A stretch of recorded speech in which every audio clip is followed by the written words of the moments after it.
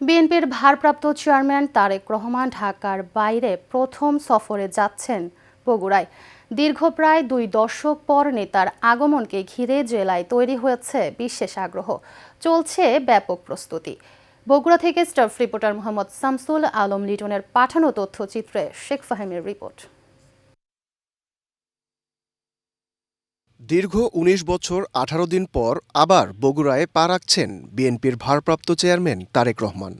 আগামী ১১ জানুয়ারি তিনি বগুড়ায় রাত্রিযাপন করবেন। পরদিন ১২ জানুয়ারি তিনি অংশ নেবেন প্রয়াত সাবেক প্রধানমন্ত্রী বেগম খালেদা জিয়ার আত্মার মাগফেরাত কামনায় আয়োজিত গণদোয়া মাহফিলে। ২০০৬ সালের ২৪ ডিসেম্বরের পর এই প্রথম বগুড়ায় আসছেন তারেক রহমান। দীর্ঘ সময় পর নেতার আগমনের খবরে উচ্ছ্বসিত নেতাকর্মী ও সাধারণ মানুষ। অনেকেই বলছেন এটি যেন ঘরের সন্তান ঘরে ফিরে আসার মতো অনুভূতি।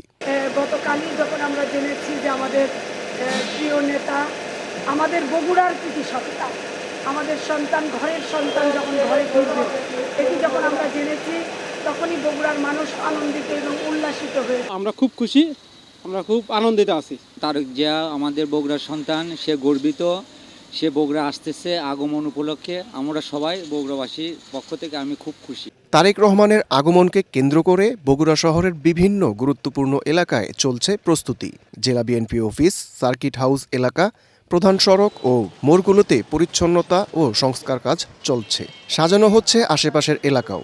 দীর্ঘ প্রায় ২০ বছর পরে আমাদের বিএনপির ভারপ্রাপ্ত চেয়ারম্যান, আমাদের বগুড়ার সন্তান, আমাদের বগুড়ার মানুষের প্রিয় ভাই, প্রিয় সন্তান, তিনি বগুড়ায় আসছেন।